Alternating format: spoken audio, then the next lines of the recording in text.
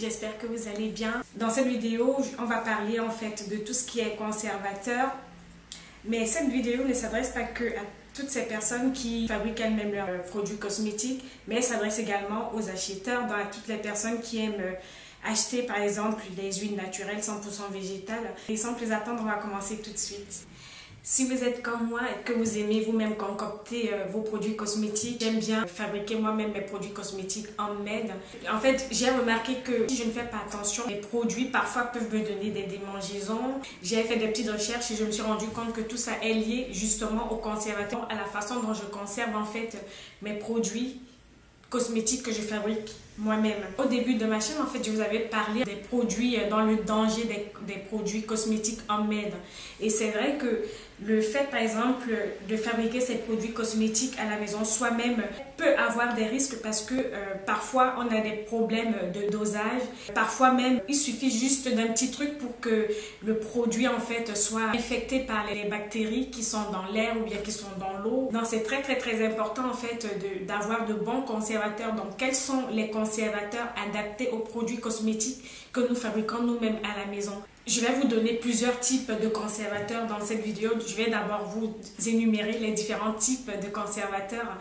Moi, j'aime bien faire les produits cosmétiques. Je mets les conservateurs quand, par exemple, je fais en grande quantité. Parce que parfois, je fais 100 ml et j'utilise tout. Ça peut être 100 ml d'un shampoing à base de poudre lavante africaine ou pas.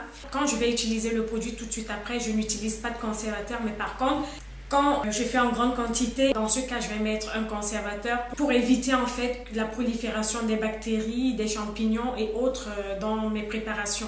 Quand on fait des préparations maison et qu'on ne met pas de conservateur, on est souvent sujet à des démangeaisons ou bien à des problèmes, à des pellicules ou autres.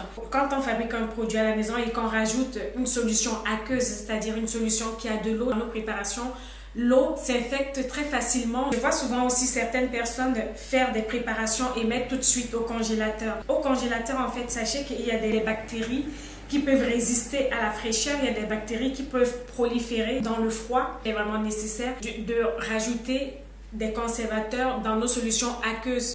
Quand on met un conservateur, au moins ça nous garantit le fait qu'il n'y aura pas de prolifération de bactéries et autres dans notre préparation. Si vous voulez un produit frais, vraiment sain, il vaut mieux fabriquer son produit en toute petite quantité pour l'utiliser tout de suite après. Comme ça, au moins, ça sera encore plus sain. Il existe 3 types de conservateurs. Les conservateurs antimicrobiens naturels, les conservateurs antioxydants naturels et les conservateurs synthétiques. Donc, nous allons commencer par les conservateurs antimicrobiens naturels. Donc, il y en a une multitude, donc ma vidéo en fait n'est pas exhaustive, il y en a vraiment une multitude et voilà, je me suis limitée à quelques-uns que je vais vous citer, par exemple l'acide salicylique, l'acide benzoïque, l'acide sorbique et l'alcool issu de la fermentation du blé. Maintenant, concernant les conservateurs antioxydants naturels, nous aurons la vitamine E, bien sûr. Dans la vitamine E, c'est la base en fait. La vitamine C, les polyphénols.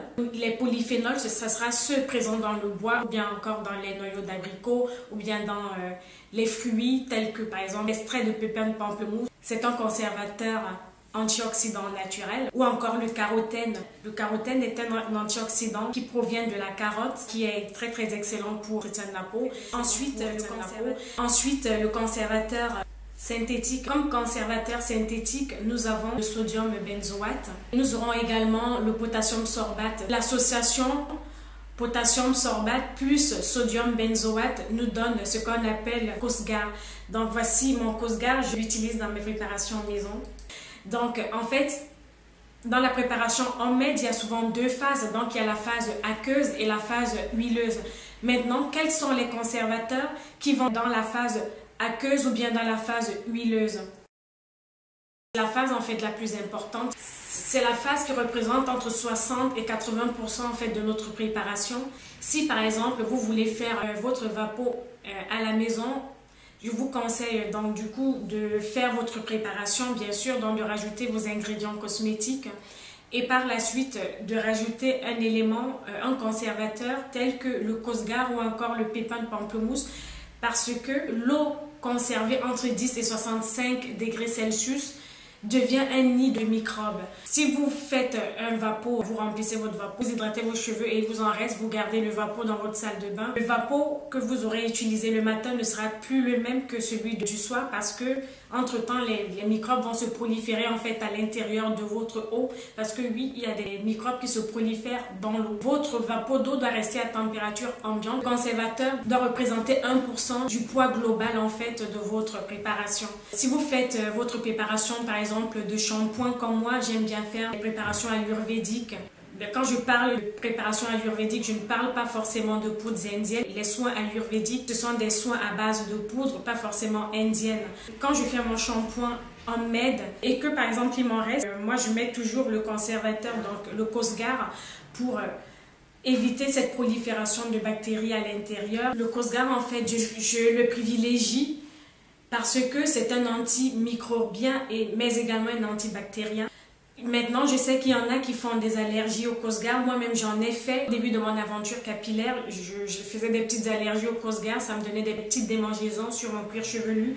Mais je pense que mon cuir chevelu s'est habitué. Je vous conseille également de rajouter votre conservateur à la fin de votre préparation. Donc, une fois, par exemple, que vous aurez terminé votre préparation, que vous l'aurez parfumé, tout ce que vous voulez, rajouter tous les ingrédients.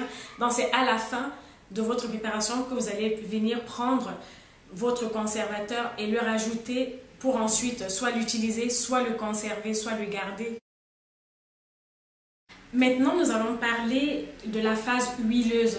Est-ce que quand vous achetez votre huile, vous rajoutez des conservateurs? C'est ça la question. Est-ce que je rajoute un conservateur dans mon huile naturelle, 100% végétale, qui n'a pas beaucoup d'antioxydants? Je ne rajoute pas souvent des antioxydants dans mes huiles végétales pour leur éviter de rancir. Je me suis rendu compte en fait que je ne rajoute pas souvent des antioxydants dans mes huiles végétales que j'achète. Dans une huile très riche en antioxydants, telle que l'huile de moringa. L'huile de moringa, c'est une huile antioxydante qui ne rancit pas. Donc, l'huile de moringa ne rancit jamais. Par contre, par exemple, dans votre huile de jojoba, vous devez rajouter des antioxydants pour empêcher en fait le ranciment. Prenez tout simplement la vitamine E, rajoutez quelques gouttes de vitamine E à l'intérieur. Et maintenant, le dosage des antioxydants doit représenter entre 0,3 et 0,5% du poids global en fait du contenant de votre huile végétale.